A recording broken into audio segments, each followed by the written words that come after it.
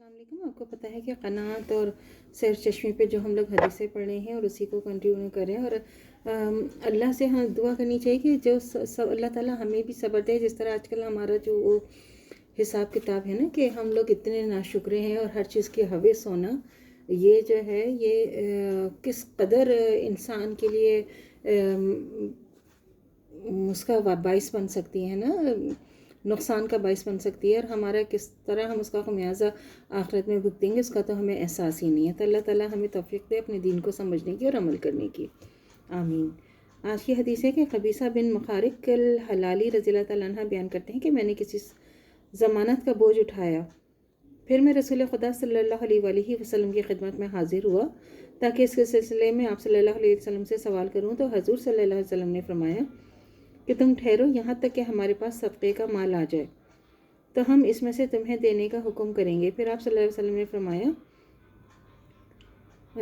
قبیصہ رضی اللہ تعالیٰ عنہ مانگنا جائز نہیں ہے مگر 3 آدمیوں کے لیے. ایک وہ شخص جس نے کسی ضمانت کا بوجھ اٹھایا تو اپنے اس بوجھ کو ادا کرنے کے لیے اس کے لیے مانگنا جائز ہے یہاں تک کہ وہ ذمہ داری پوری ہو جائے، اس کے بعد اسے مانگنے سے رک جانا چاہیے. دوسرے وہ شخص جو کسی آفت پہنچی جس نے اس کے مال کو برباد کر دیا، بس اس کے لیے مانگنا حلال ہے یہاں تک کہ اسے اتنی رقم مل جائے گی جس سے ان کی گزاران ٹھیک ہو جائے.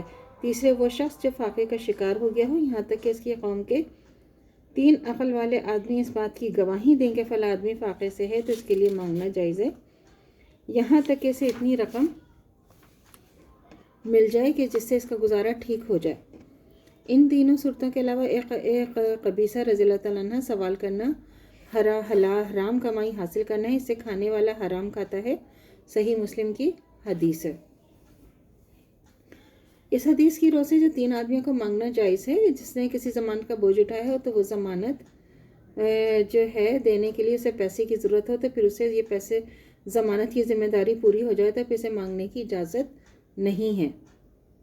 وہ شخص جو کسی ایسی آفت پہنچی جس نے اس کے مال کو برباد کر دیا وہ بس اس حد تک مانگ لی جس حد تک مانگنے سے اس کا گزار ٹھیک ہو جائے، اس کے بعد مانگنے سے رک جائے. وہ شخص جو فاقے سے ہو اس کے قوم کے 3 عقل والے آدمی گواہی دے کہ وہ واقعی فاقے سے ہے اور یہ شخص بھی اتنا ہی مانگے جس سے اس کی گزارا جو ہے وہ ٹھیک سے ہو جائے، اس سے زیادہ نہ مانگے. عبید اللہ بن عدی بن خیار بیان کرتے ہیں کہ مجھے 2 آدمیوں نے بتایا کہ ہم حجۃ الوداع کے موقع پر رسول خدا صلی اللہ علیہ وسلم کی خدمت میں حاضر ہوئے تو حضور صلی اللہ علیہ وسلم اس وقت صدقے کا مال تقسیم فرما رہے تھے. ہم نے آپ صلی اللہ علیہ وسلم سے اس میں سے مانگا تو آپ صلی اللہ علیہ وسلم نے نگاہ اٹھا کر ہمیں دیکھا، پھر نگاہ کو جھکا لیا کیونکہ آپ صلی اللہ علیہ وسلم نے ہمیں قوی جسم والے پایا. پھر آپ صلی اللہ علیہ وسلم نے فرمایا کہ اگر تم چاہو تو میں تمہیں دے دیتا ہوں، ویسے اس مال میں کوئی حصہ نہیں دولت والے کا اور قوی جسم والے کو جو کما کر کھا سکتا ہو. ابو داؤد کی حدیث ہے. تو دیکھیں اللہ تعالیٰ نے کتنا ہمیں یہ کہ ہاتھ پھیلانا اس وقت ان لوگوں کے لیے ہے جو واقعی انتہائی ضرورت مند ہو.